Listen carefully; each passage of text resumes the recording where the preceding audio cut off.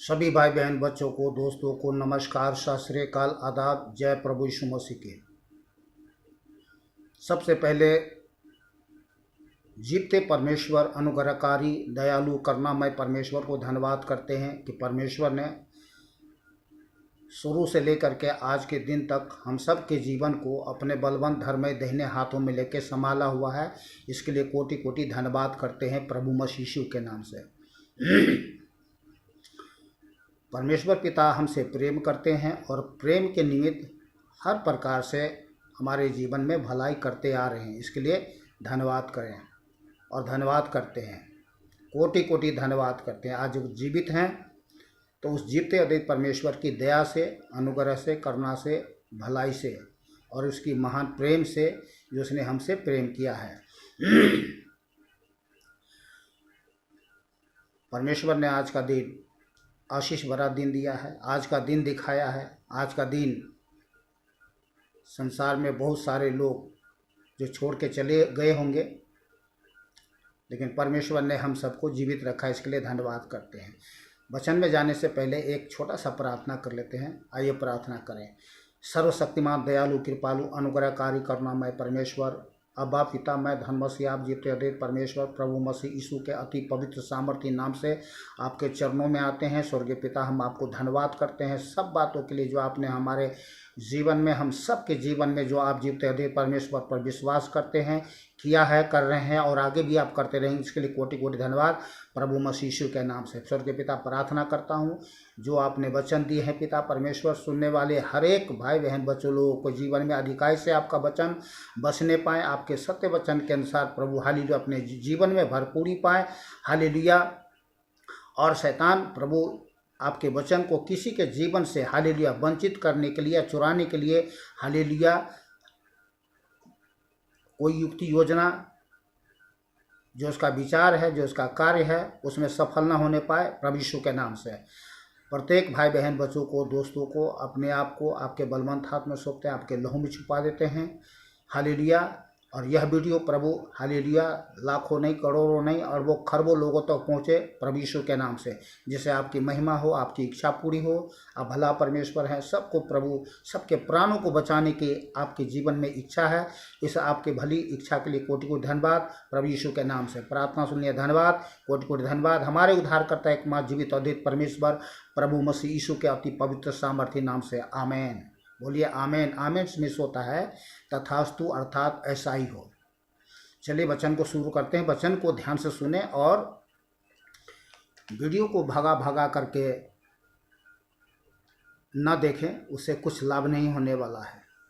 शुरू से लेकर के आखिरी तक आप वचन को जरूर पढ़ें, जरूर सुने, देखें, तभी आपको आशीष मिलेगी। नहीं तो फिर आपके लिए वीडियो नहीं है, टाइम पास करने वाला ये वीडियो नहीं है। सर्वशक्तिमान जीवित परमेश्वर का वचन है जो हमारे प्राणों के लिए है, हमारे प्राणों के लिए, हमारी आत्मा के लिए, प्राण के लिए, देह के लिए, सब कुछ है इसमें, सारे भरपूरी हैं इसमें। तो सबसे पहले मैं आपको प्रेरितों के काम 5 अध्याय 29 आयत में आपको पढ़ के सुना रहा हूँ।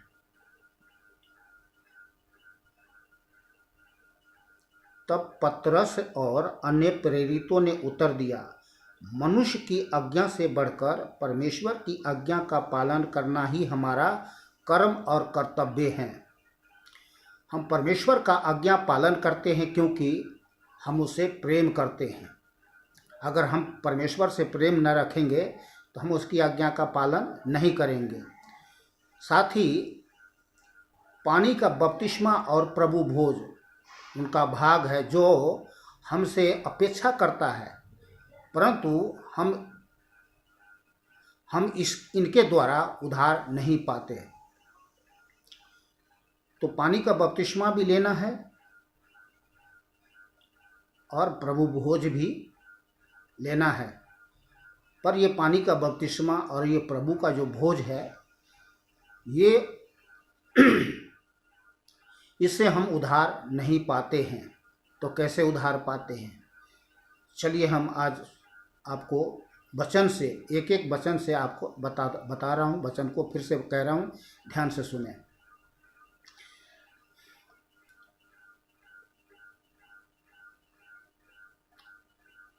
इफिसियो 2 अध्याय, इफिसियो 2 अध्याय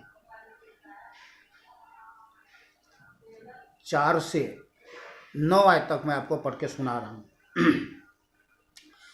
परंतु परमेश्वर ने जो दया का धनी है, परंतु परमेश्वर ने जो दया का धनी है, आहा, ये कितनी महान बात है। हमारी आत्मा सुन करके बिल्कुल आनंदित हो जाता है। वो दया का धनी है। अपने उस बड़े प्रेम के कारण जिससे उसने हमसे प्रेम किया। क्या किया? हमसे, आपसे, जगत के सभी पापी प्राणियों से प्रेम किया। जब हम अपराधों के कारण मरे हुए थे, ध्यान करिए, मरे हुए थे, मुर्दा थे, तो हमें मसीह के साथ जिलाया। किसके साथ जिलाया? मसीह के साथ जिलाया। मसीह, प्रेमी परमेश्वर, जो रक्षा करने वाला, उसके साथ जिलाया। अनुग्रह ही से तुम्हारा उद्धार हुआ। पानी के बपतिस्मों से नहीं, प्रभु भोज खाने के द्वारा नहीं, अनुग्रह से ही तुम्हारा उद्धार हुआ। तो परमेश्वर का अनुग्रह से हमारा उद्धार हुआ है। परमेश्वर के अनुग्रह से ही उद्धार, सबका उद्धार होना है, और किसी प्रकार से कोई कर्म कांड के द्वारा नहीं। चलिए मैं आप और भी आगे बता रहा हूँ। अनुग्रह से ही तुम्हारा उद्धार हुआ और मसीह यीशु में उसके साथ उठाया। क्या किया? उठाया। और स्वर्गीय स्थानों में उसके साथ बैठाया। उठाया कहाँ? स्वर्ग में ले जा करके रखा और बैठाया। है कोई इस दुनिया में, कोई है जो आपको मुर्दों में से जिलाए और आपको उठाया और स्वर्गीय स्थानों में बैठा? कोई नहीं है। एक परमेश्वर ही है जो दया का धनी है, प्रेमी परमेश्वर है, अनुग्रहकारी है।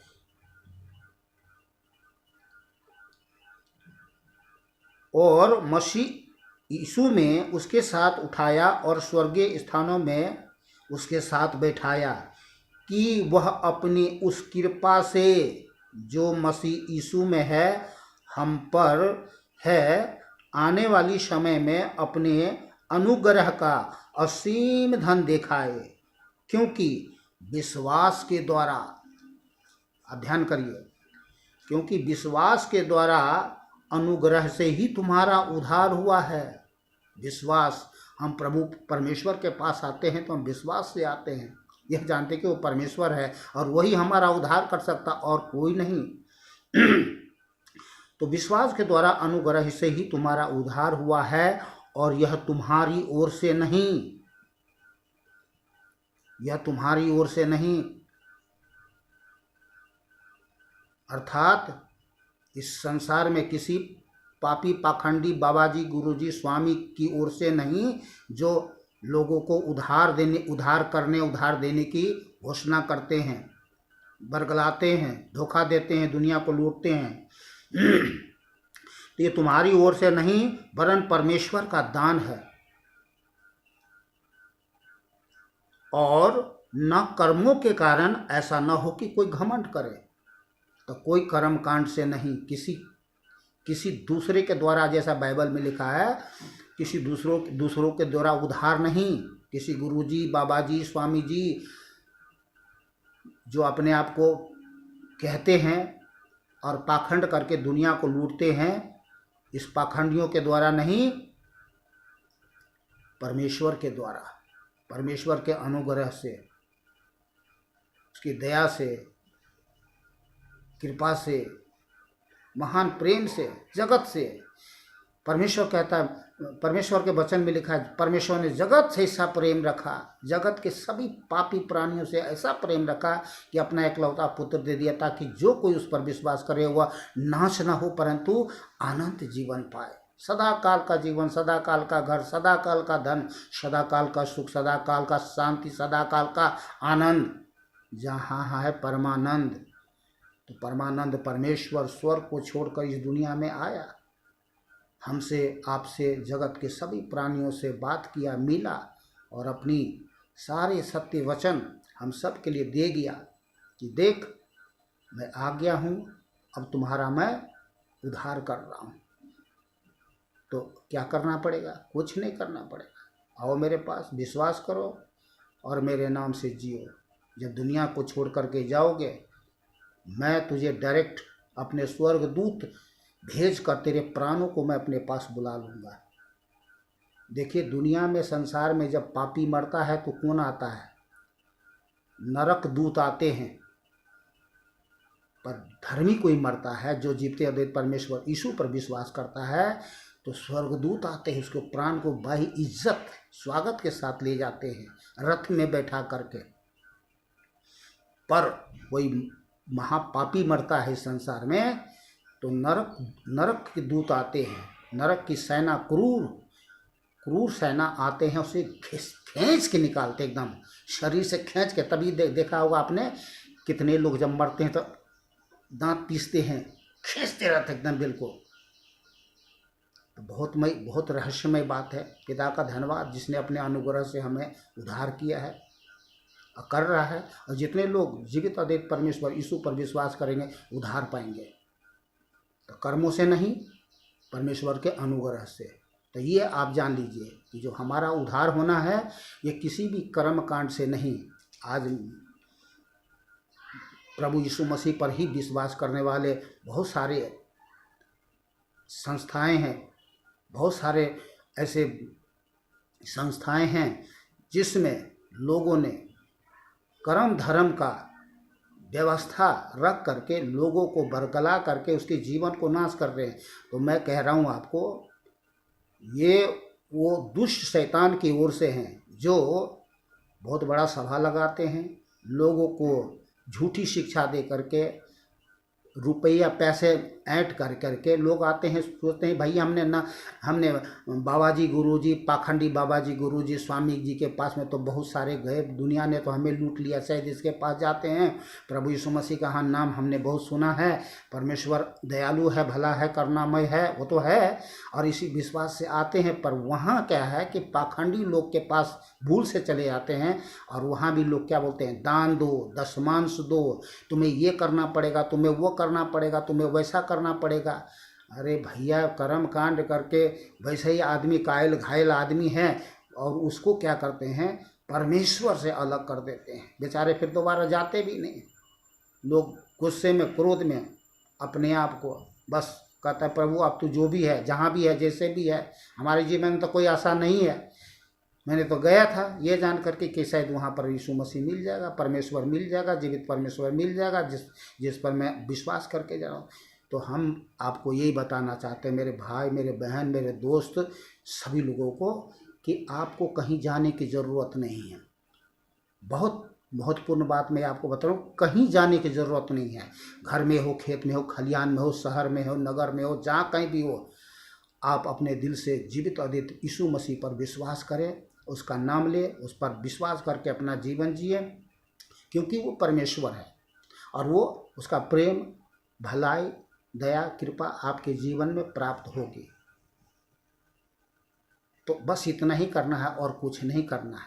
पर हाँ, पाप से मन फिराना है, बाइबल आपको पढ़ना है, जिस बात के लिए आपको बाइबल में परमेश्वर ने मना किया है उस बात को आपको फॉलो करना है, उस बात को आपको मानना है, किसी पाखंडियों का नहीं, चाहे कोई भी हो। ठीक है, तो चलते हैं, हम आगे चलते हैं। दूसरा, हमारी बुलाहट और चैन अनुग्रह के द्वारा। गलातियां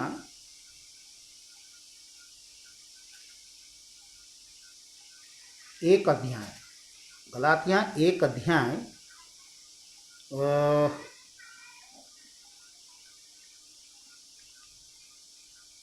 15 आयत, ध्यान से सुने। परंतु परमेश्वर की, जिसने मेरी माता के गर्भ ही से मुझे ठहराया और अपने अनुग्रह से बुला लिया। माता के गर्भ से ही, ये नहीं है कि हम ज़बरदस्ती किसी के कहने से चले जाते हैं प्रभु यीशु मसीह के पास। ऐसे भी लोग हैं, पर जो आज जीवित अद्वैत परमेश्वर पर पूर्ण विश्वास के साथ में जीवन जीते हैं, वो प्रमाणित करते हैं कि परमेश्वर ने उसको माता के गर्भ से ही ठहराया और जब समय हुआ उसको बुला लिया अपने पास। किस लिए? अपनी सेवा के लिए, अपने राज्य स्वर्गीय राज्य की सेवा के लिए, ताकि जो संसार में लोग हैं, जो शैतान के जाल में, चाल में, कार्य में फंस करके पाप करते हुए, घृणित पाप करते हुए जीवन जीते हैं, उनको बताएं, उनको समझाएं। उनको कौन बताएगा? परमेश्वर मनुष्य थोड़ी है जो हमसे, जैसे हम आपसे बात करते हैं ऐसे। हाँ, एक टाइम था, 2500 वर्ष आए थे वो। तो आज परमेश्वर अपने बेटों को, बेटियों को, दासों को के द्वारा बात करते हैं। हम सबसे बात करते हैं, बताते हैं, समझाते हैं, सिखाते हैं, प्यार करते हैं और कहते हैं बेटा चिंता मत करो, धीरज धरो, सब बातों का समय है, समय आने वाला है, समय आने वाला है, बल्कि आ गया है, तुम तैयार रहो। चिंता मत करो, कभी किसी बात का चिंता मत करो, सारी चिंता मुझ पर डाल दो, मैं तुम्हारा चिंता दूर करूँगा। सारे बोझ मेरे ऊपर में डाल दो, तुम्हारा बोझ मैं हल्का कर दूँगा। प्रभु यीशु ने कहा, हे थके बोझ से दबे हुए लोगों, मेरे पास आओ, मैं तुझे विश्राम दूंगा। ये परमेश्वर का कितनी महान सत्य वचन है जो हमसे कहता है। सच है, जब हम अपना बोझ प्रभु के ऊपर में डालते हैं, हमारे बोझ को वो हल्का कर देता है। बोझ कहाँ होता है? दिल में, दिमाग में। मन बेचैन रहती है, दिल का, मन का पीड़ा जो होती है वो बड़ी भयानक होता है। अगर मन दुखी है तो आप कुछ नहीं सोच सकते, कुछ नहीं कर सकते। चलिए आगे चलते हैं। तो इस वचन को मैं फिर पढ़ के दोबारा। परंतु परमेश्वर की, जिसने मेरी माता के गर्भ ही से मुझे ठहराया और अपने अनुग्रह से बुला लिया। तो आज आपको बुला रहे हैं प्रभु, आपको माता के गर्भ से ठहरा लिया, आपको बुला रहे हैं। तो संसार में खो मत जाओ, परमेश्वर की आवाज़ को सुनो, और वो आज बुला रहा है तो प्रभु के पास आ जाओ। क्योंकि परमेश्वर आपको देने के लिए, परमेश्वर के पास बहुत कुछ है, सोचने से, चाहने से, इच्छा से कहीं बहुत बढ़ कर के है। तो देर मत करें, आ जाएं। और आने के लिए चर्च में मत चले जाओ, या किसी पाखंडी गुरुजी, बाबा जी, स्वामी जी के पास मत चले जाओ। चर्च में भी जा सकते हैं, लेकिन आपको पहले देखिए, किसी भी बात को पहले जानकारी जब तक नहीं करेंगे तब तक हम कहीं नहीं जाएंगे, नहीं तो धोखा ही होगा। फिर बाद में आप कुड़कुड़ाओ, बड़बड़ाओ कि भैया ये तो है ही ऐसे। तो नहीं, हम जाएंगे तो किसी चर्च में भी जाएंगे तो किस लिए जाएंगे? वहाँ देखने के लिए कौन क्या कर रहा है, कैसे कैसे कर रहा है? नहीं, भाई वो प्रार्थना कर रहा है तो हम भी प्रार्थना करेंगे। हमको जैसे मन होगा वैसे ही होगा। वो जैसे कर रहा है वैसे आपको नहीं करना है, आपको जैसे मन होगा वैसे ही करना है। आपकी चाहे ज़बान लड़खड़ाए, वो भी एक आराधना है। एक बच्चा उतला करके मम्मी से बात करता है, मम्मी समझता है और बहुत प्रसन्न होता है। तो आप चाहे कितना भी लड़खड़ाए आपकी ज़बान, कुछ भी ना बोल पाए वो सब कुछ समझता है। तो वहाँ जा सकते हैं आप। और हकीकत, सही बात तो यही है कि जिसको चर्च कहते हैं लोग, वो परमेश्वर का भवन नहीं है। परमेश्वर का मंदिर, भवन तो हम हैं। अपने आप में है, इसमें रहता, वहाँ नहीं रहता है। हाँ, लोग सभी लोग मिल करके, इकट्ठे होकर के मिल करके आराधना करना, प्रार्थना करना महान बात है। तो इसलिए लोग जाते हैं, कहीं भी जाते हैं कोई, तो इसलिए जाते हैं। चलिए हम जल्दी से आगे चलते हैं।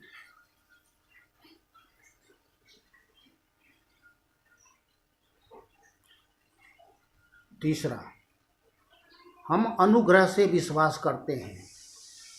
हम अनुग्रह से विश्वास करते हैं। ये प्रेरितों के काम 18 अध्याय 27 आयत में लिखा हुआ। अगर बाइबल है आपके पास तो आप बाइबल ज़रूर पढ़िएगा, नहीं है तो बाइबल डाउनलोड करके ज़रूर पढ़िएगा। मैं जल्दी से आगे जाऊंगा, आप पढ़ लेना। चौथा, सुसमाचार परमेश्वर के अनुग्रह के विषय में है। सुसमाचार परमेश्वर के अनुग्रह के विषय में है। इसको मैं प्रेरितों काम 20 अध्याय पढ़ देता हूँ। मैं आपको कुछ वचन मैं आपके लिए पढ़ देता हूँ, कुछ वचन आपको खुद ही पढ़ना पड़ेगा। प्रेरितों के काम 20 अध्याय 24 आयत। परंतु मैं अपने प्राण को कुछ नहीं समझता कि उसे प्रिय जानूं, वरन यह कि मैं अपनी दौड़ को और उस सेवा को पूरी करूं जो मैंने परमेश्वर के अनुग्रह के सुसमाचार गवाही देने के लिए प्रभु यीशु से पाई है। फिर से मैं रिपीट कर रहा हूं आपको। परंतु मैं अपने प्राण को कुछ नहीं समझता कि उसे प्रिय जानूं। यह है प्रभु से प्रेम करने का एक महान प्रकटीकरण। जो प्रभु यीशु पर विश्वास करते हैं, जो उसे प्रेम करते हैं, वो अपने प्राण को प्रिय नहीं जानते। परंतु मैं अपने प्राण को कुछ नहीं समझता कि उसे प्रिय जानूं, वरन यह कि मैं अपनी दौड़ को और उस सेवा को पूरी करूं। परमेश्वर ने सेवा करने का एक सौभाग्य दिया है, जिसको हमें सच्चाई से करना है। जो मैंने परमेश्वर के अनुग्रह सुसमाचार पर गवाही देने के लिए प्रभु यीशु से पाई है। तो क्या है सुसमाचार? सुसमाचार क्या है?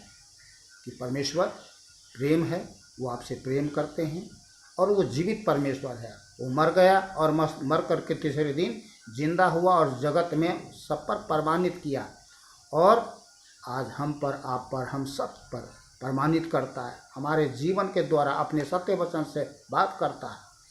उसका मन मुख हम हैं, उसका मंदिर हम हैं, और वो लोगों से बात करता है। बोलिए आमीन। प्रभु की स्तुति हो। पांचवा, परमेश्वर के अनुग्रह द्वारा धर्मी ठहराए गए। तीतुस 3 का 4 से 7।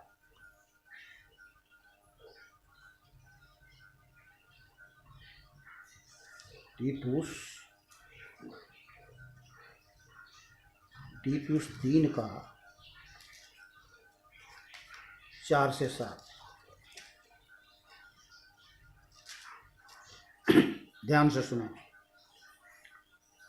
पर जब हमारे उद्धारकर्ता परमेश्वर की कृपा और मनुष्य पर उसका प्रेम प्रकट हुआ, तो उसने हमारा उद्धार किया, और यह धर्म के कामों के कारण नहीं जो हमने आप किए, पर अपनी दया के अनुसार नए जन्म के स्नान और पवित्र आत्मा के हमें नया बनाने के द्वारा हुआ, जिससे उसने हमारे उद्धारकर्ता प्रभु यीशु मसीह के द्वारा हम पर अधिकाई से उधेला, जिससे हम उस अनुग्रह से धर्मी ठहरकर अनंत जीवन की आशा के अनुसार वारिस बने।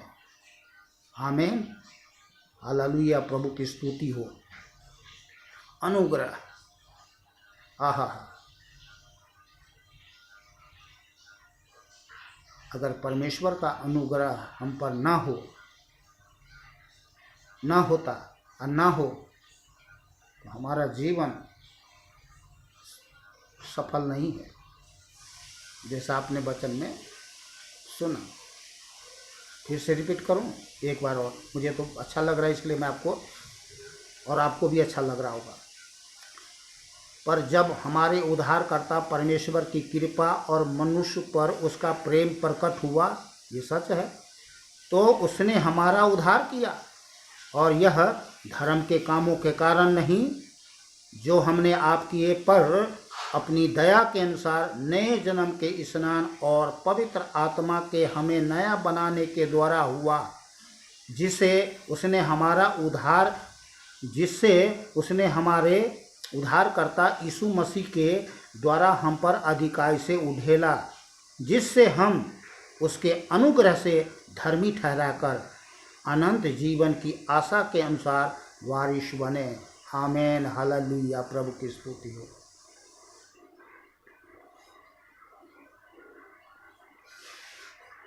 छठा पॉइंट, अनुग्रह के द्वारा अनंत जीवन और पापों की क्षमा पाते हैं।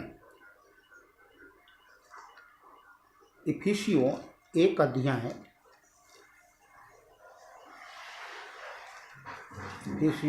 अध्याय 7 आयत।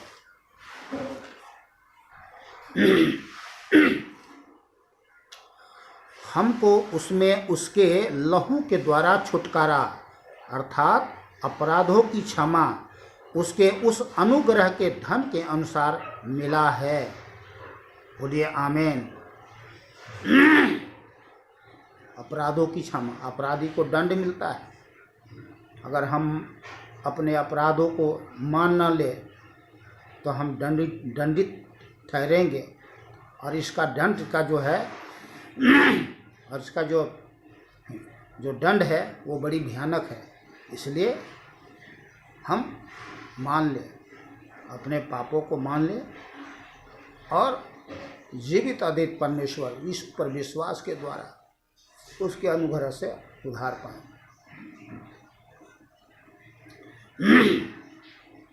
चलिए इस वचन को एक बार और मैं रिपीट करूँगा। हमको उसमें, किसमें? प्रभु यीशु मसीह में उसके लहू के द्वारा, प्रभु यीशु के लहू के द्वारा अर्थात अपराधों की क्षमा उसके उस अनुग्रह के धन के अनुसार मिला है, जिससे उसने सारे ज्ञान और समझ सहित हम पर बहुत याद से किया, क्योंकि उसने अपनी इच्छा का भेद उस भले अभिप्राय के अनुसार हमें बताया, जिससे हमने अपने आप में ठान लिया था कि समयों के पूरे होने का एक ऐसा प्रबंध हो कि जो कुछ स्वर्ग में है और जो कुछ पृथ्वी पर है, सब कुछ वह मसीह में एक करे। मैंने आपको थोड़ा सा और आगे पढ़ के सुना दिया है, अब इसको मैं समझाऊंगा नहीं, वचन थोड़ा और ज़्यादा है तो मैं जल्दी आपको पढ़ के सुना देना चाहता हूँ। चलिए, पर मैंने आपको मेन पॉइंट इफिसियों 1 का 7 आयत है, वो पर मैंने आपको पढ़ के सुना दिया। चलिए ठीक है, हम वहीं तक थे पर आगे हम बढ़ गए। 7वां, आशा और शांति अनुग्रह के द्वारा। 2 थिस्सलुनीयों, आशा और शांति अनुग्रह के द्वारा। 2 थिस्सलुनीयों क्या है? 2 थिस्सलुनीयों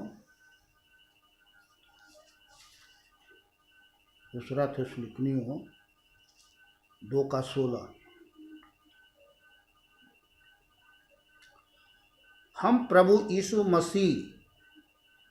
हमारा प्रभु यीशु मसीह आप ही और हमारा पिता परमेश्वर, जिसने हमसे प्रेम रखा और अनुग्रह से अनंत शांति और उत्तम आशा दी है। उत्तम आशा दी है। और आशा क्या है? आशा क्या है, मैं आपको इब्रानियाँ 11 का 1 आयत में पढ़ के सुना देता हूँ। अब विश्वास आशा की हुई वस्तुओं का निश्चय और अनदेखी वस्तुओं का प्रमाण है। अनदेखी, हम देखी हुई बातों पर विश्वास करके नहीं चलते, हम विश्वास से चलते हैं। चलिए आगे चलते हैं। अनुग्रह में सामर्थ्य, 2 थिस्सलुनीकियों 1 तीमुथियुस 2 का 1, 1 तीमु 2 का 1।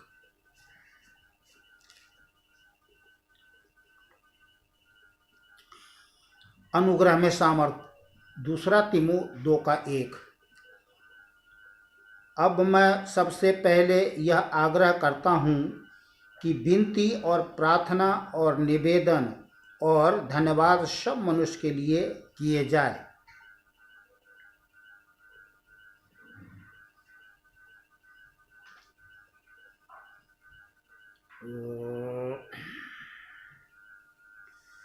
और इसको मैं थोड़ा आगे पढ़ के सुना देता हूँ। अब मैं सबसे पहले यह आग्रह करता हूँ कि विनती और प्रार्थना और निवेदन और धन्यवाद सब मनुष्य के लिए किए जाए, सब मनुष्य के लिए, राजाओं और सब ऊंचे पद वालों के निमित्त, इसलिए कि हम विश्राम और चैन के साथ सारी भक्ति और गंभीरता से जीवन बिताएं। यह हमारे उद्धारकर्ता परमेश्वर को अच्छा लगता और भाता भी है, जो यह चाहता है कि सब मनुष्य का उद्धार हो। परमेश्वर चाहता है कि सब मनुष्य का उद्धार हो और वे सत्य को भली भांति पहचान ले, क्योंकि परमेश्वर एक ही है। कितने हैं? परमेश्वर एक ही है। और परमेश्वर और मनुष्य के बीच में भी एक ही बिचवय है, अर्थात यीशु मसीह जो मनुष्य है। तब उसे मनुष्य मत जान लिए, मनुष्य बन के आया था, इसीलिए यहाँ पे मनुष्य बन के आया। मनुष्य है जिसने अपने आप को सबके छुटकारे के दाम में दे दिया और उसकी गवाही ठीक समय पर दी गई। मैं सच कहता हूँ, झूठ नहीं बोलता, कि मैं इसी उद्देश्य से प्रचारक और प्रेरित और अन्य जातियों के लिए विश्वास और सत्य का उपदेशक ठहराया गया हूँ। बोलिए आमीन। चलिए जल्दी से हम आगे चलते हैं। प्रचार करने के लिए अनुग्रह, इफिसियों 3 का 7 आयत, इफिसियों 3 का 7 और 8 आयत। मैं परमेश्वर के अनुग्रह के उस दान के अनुसार जो उसकी सामर्थ्य के प्रभाव के अनुसार मुझे दिया गया, उस समाचार का सेवक बना। मुझ पर जो सब पवित्र लोगों में से छोटे से भी छोटा हूँ, यह अनुग्रह हुआ कि मैं अन्य जातियों को मसीह के अगमय धन का सुसमाचार सुनाऊं। अगमय तो प्रभु यीशु मसीह आने वाला है। चलिए मैं जल्दी, इसमें बैटरी अचानक से पता नहीं क्यों लो हो गया, क्या हो गया, तो मैं जल्दी से आपको वचन पूरा करके सुना दूं।